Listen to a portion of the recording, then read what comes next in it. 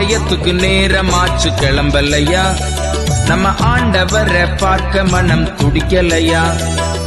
ஆராதனைக்கு நேரமாச்சு கிளம்பலையா, நம்ம ஆண்டவரை பார்க்க மனம் துடிக்கலையா. இயேசு வந்திருக்காரு, உன்னை பார்க்க துடிக்கிறாரு. பாஸ்டர் வந்திருக்காரு, இப்ப பேச துடிக்கிறாரு. ஆலயம் தேவ ஆலயம், ஆலயம் தேவ ஆலயம். தந்தை, மைந்தன், தூய ஆவியின் திரியேக ஆசீர்வாதம் நம் அனைவரையும் வழிநடத்தி காப்பதாக. ஆமீன்.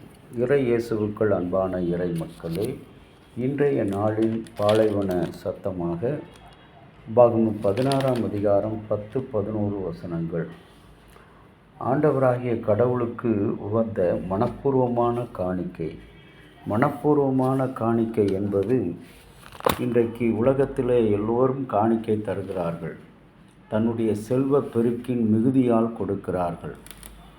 தன்னுடைய ஆஸ்தி அந்தஸ்தினுடைய பெருக்கினால் கொடுக்கிறார்கள். ஆனால் ஆண்டவராகிய கடவுள் இங்கே இஸ்ரவேல் மக்களை பார்த்து சொல்லும் பொழுது, கர்த்தர் உன்னை ஆசீர்வாதத்துக்கு தக்கதாக நீ கொடுக்கக்கூடிய மனப்பூர்வமான காணிக்கையை செலுத்து என்கிறார். மனப்பூர்வமான காணிக்கை.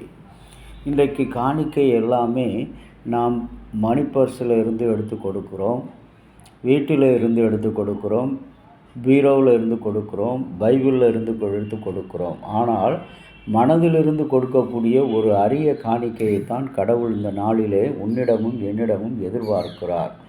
உன்னை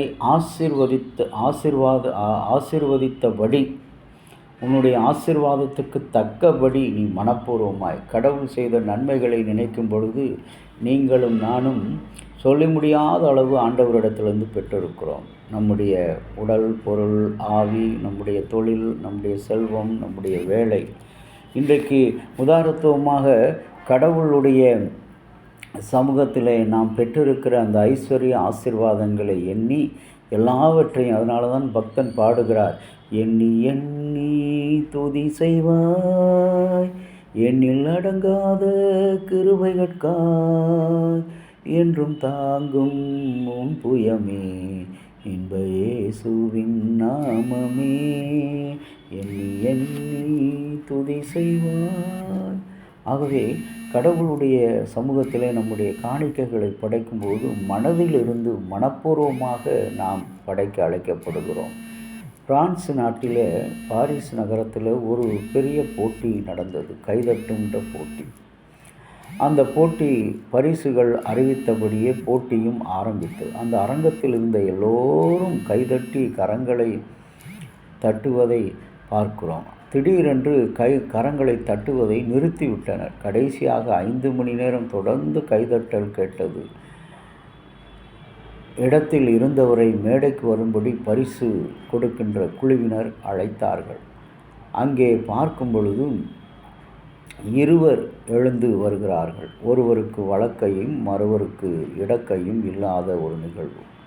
மேடை பேச்சில் இவற்றை பார்க்கும் பொழுது அவர்கள் சொல்கிறார், எங்களுக்கு ஒருவருக்கு வலக்கை இல்லை, ஒருவருக்கு இடக்கை இல்லை. ஆனால் நாங்கள் கடவுள் மேல் வைத்த நம்பிக்கைதான் இந்த போட்டியில் தொடர்ந்து 5 மணி நேரம் எங்களுடைய இருவர் கரங்களும் ஒன்றோடு ஒன்று மனப்பூர்வமாக இந்த போட்டியிலே கலந்து கொள்ளவும் அதில் வெற்றி பெறவும் எங்களுடைய மனதின் ஆழம் எங்களுக்கு உதவி செய்தது. அதுபோல் கடவுள் நமக்கு கொடுத்திருக்கிற நன்மைகள் எண்ணி முடியாதது. ஒருவேளை இந்த கால் சரியில்லை, இந்த கை சரியில்லை என்று நினைக்கலாம், இப்படி இருந்திருக்கலாம், அப்படி இருந்திருக்கலாம், அவையெல்லாம் விட ஆனால் இந்த கையாவது நமக்கு கிடைத்ததே, இந்த காலாவது கிடைத்ததே. இன்றைக்கு மனிதன் அதுதான் அவனுடைய வீழ்ச்சிக்கு காரணம். அதுதான் அநேக நேரங்களில் எனக்கு இப்படி இருந்திருக்கலாம், அப்படி என்று சொல்வதை விட மனப்பூர்வமாக கடவுளே, நீர் எனக்கு தந்திருக்கிற இந்த வாழ்க்கை அற்பமான வாழ்க்கையாக இருந்தாலும் இது ஆசீர்வாதமாக இருக்கும் என்று சொல்லி நன்றி செலுத்து. மனப்பூர்வமாக ஆண்டவர் காணிக்கை செலுத்து. இல்லை நான் தான் உலகத்தில் முதல் காணிக்கை செலுத்துவேன், நான் தான் உலகத்தில் இந்த ஆலயத்தில் முதல் காணிக்கை செலுத்துவேன் என்று சொல்லாத.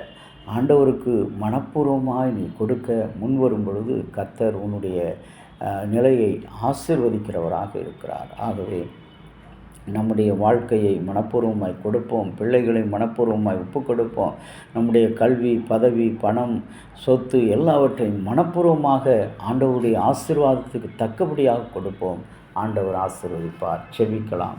எங்களை நேசிக்கிற நல்ல ஆண்டவரே, நீ கொடுத்த இந்த ஆசீர்வாதமான நாளுக்காக நன்றி. இந்த நாளை காண வேண்டும் என்று இருந்த மக்கள் அநேகர் எங்களிடத்தில் இல்லை. ஆனாலும் உம்முடைய சுத்த கிருபையினால் நாங்கள் அழைக்கப்பட்டு உம்முடைய கிருபையில் மனப்பூர்வமான தோத்திர பலியை இந்த காலை நேரத்தில் ஏறெடுத்திருக்கிறோம். நீர் எங்களுக்கு ஆசீர்வாதத்தை தாரும், வழிநடத்தும். இறைமகன் இயேசு கிறிஸ்துவின் நாமத்தில் வேண்டிக் கொள்கிறோம் ஜீவனுள்ள நல்ல பிதாவே, ஆமேன். தந்தையாகிய கடவுளின் அன்பும் மைந்தராகிய இயேசுவினுடைய அருளும் பரிசுத்த ஆவியினுடைய நல்ல உரம் பாதுகாப்பும் உங்கள் அனைவரோடு கூட இருப்பதாக. ஆமேன்.